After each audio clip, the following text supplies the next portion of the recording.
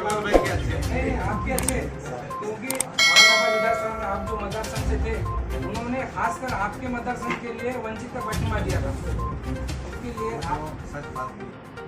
और एक number 2, politics में जब पॉलिटिकल माथाघाटी या बैठक होती है या सपोर्ट होता है, तो ये फैसले के बारे में ये फैसला नेता वो भी करेंगे। यकीनन मेरा बहुत अच्छा रिश्ता है बागा साहब की मुझ पर एहसान। हमारे नेता ने ये पार्टी के तौर पर तय किया है कि हमने पार्लियामेंट की एक सीट औरंगाबाद से 2019 में वो सीट हमारी चुनी है। अब हम सोच रहे हैं कि ज्यादा संख्या में इस महाराष्ट्र में पार्लियामेंट के उम्मीदवार खड़े करें, नंबर 1। नंबर 2, आज का मेरा दौरा इसी संबंध में है कि हमको ये समझ के रहना का है कि क्या हम नांदेड़ में पार्लियामेंट का उम्मीदवार खड़े कर सकते हैं। हम यकीनन हमारी पार्टी को बढ़ाना चाहते हैं। एक राजकीय पार्टी है, हमारी पार्टी बड़ी होना चाहिए, उसके वास्ते कोशिश करेंगे। जब हमारे साथ या पार्टी तय करेगी कि किन किन पार्लियामेंट कंस्टिट्यूंसी में चुनाव करना है, तो जब फाइनल होगा, मगर हमारी एक्सरसाइज चल रही है।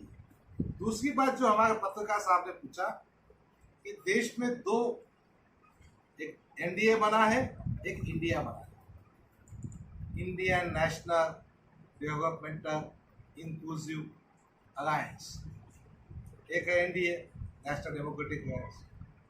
मगर आप सच देखो कि एनडीए में तो मुसलमान का रिप्रेजेंटेशन दिखता है, इंडिया में क्या है, जो एमआईएम तो छोटी पार्टी, बदरुद्दीन अजमल के आसाम में 19 एमएलए है, 2 एमपी है, उनको भी नहीं बुलाया। केरल में मुस्लिम लीग के 2 एमपी है, 9 एमएलए, उनको भी नहीं बुलाया। हमारे पास 2 एमपी है, 9 एमएलए है, 2 एमएलए यहाँ पर है, और पब्लिक में एक इज्जत है बैरिस्टर असदुद्दीन अवैसी। आप मानो या ना मानो, आज बैरिस्टर असदुद्दीन अवैसी हिंदुस्तान के मुसलमानों की दिल की धड़कन है, और खास तौर पे नौजवान। उनका जिम्मेदारी थी कि इनको भी साथ में रहे। इंडिया का जो बना है उनका अलायंस, उससे दिख के आता है कि इनको मुसलमानों के सिर्फ वोट चाहिए, सत्ता में भागीदारी देने का नहीं, बाजू बिठाने की भी उनके दिल में इच्छा नहीं। सत्ता की भागीदारी तो बहुत दूर की बात है। अगर उनको बीजेपी को शिकस्त देना है तो उन्होंने हमारे बगैर ये हो नहीं सकता। देखो, औरंगाबाद में हमने एक सीट करे, शिवसेना बीजेपी के कंबाइन उम्मीदवार जो 20 साल से चुन के आया, उसको हमने हराया। एमआईएम में ताकत है कि कुछ काम करके दिखा सकते, मगर इनको जो इंडिया बना हुआ है, राहुल गांधी, नीतीश, शरद पवार, ममता बनर्जी, केजरीवाल, ये मुसलमान की वोट चाहिए बीजेपी का डर बताकर, मगर मुसलमान को ना बाजू बिठाने का है, ना सत्ता में भागीदारी देने का है। भाई, हमको दोनों दावत ना, हम भी आके बैठते तुम्हारे साथ में, मुद्दे की बात पे तुम्हारे साथ में अलायंस करेंगे ना, मगर बगैर दावत के हम कैसा जाएंगे? क्या उनके बाप की जागीर है? उन्होंने जो हमने उनको वोट देना। भारतीय जनता पक्ष मुसलमान के खिलाफ पक्ष है, जातिवादी पक्ष है। ये जो इंडिया अभी जो आघाड़ी जो बनी है, इन्हों भी जातिवादी है।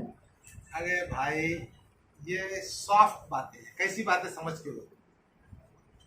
भारतीय जनता पार्टी का जो सियासी उठान हुआ, इनमें दम था क्या निपटने का उसको?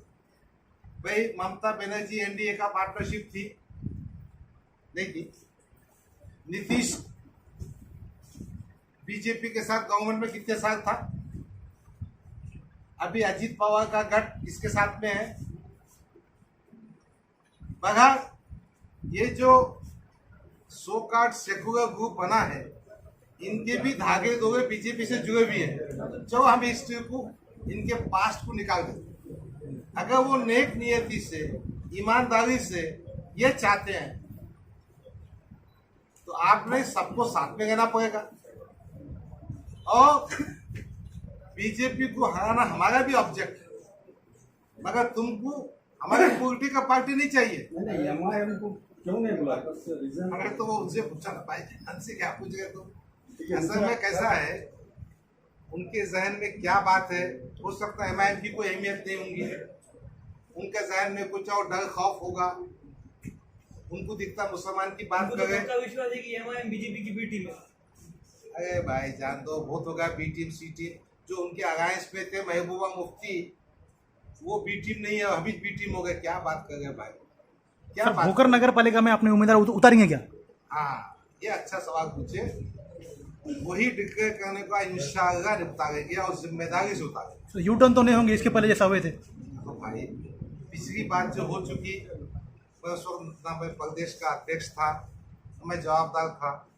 जो हो गया उस परिस्थिति में क्या हुआ उस बारे में मैं नहीं कह सकता, मगर अब जब कभी होगा, उस वक्त नहीं थे वो। नहीं, बात इंटरव्यू के लाला भी बाद नहीं से। थोड़ा बहुत आपको अरे वो इंटरव्यू के बाद की थी वो। 2018 में हम भी जुम्मा 8 दिन की छे। सुनो ना, आपका सवाल ये है कि उस वक्त की परिस्थिति में जो फैसला लिया गया मुझे नहीं मालूम, मगर एक बात मैं आप भाइयों के सामने जिम्मेदारी से कहता हूँ कि भोकर नगर परिषद का चुनाव एमआईएम लड़ेगी, ताकत से लड़ेगी और इंशाअल्लाह ताला झंडा भी लगाने की कोशिश करेगी। लास्ट प्रश्न करता हूँ, भोकर मतदारसंघ ये कांग्रेस के वरिष्ठ नेता और यहाँ पे ऐसी चर्चा है कि अशोक राव के खिलाफ लाला नियुक्त लड़ने वाले, क्या क्या? वो तो जब देखो, अगर पार्टी ने कोई हुक्म दिया, लागा क्या जुनूद को भी उम्मीदवार बनना पड़ेगा, लागा क्या बाबा उम्मीदवार बनेगा। क्योंकि एक बात हम मानते हैं कि टिकट का फैसला, उम्मीदवारी का मामला, खाता बैरिस्टर असदुद्दीन अवैसी जो करेंगे हम सबको मानने हैं, मानने गए।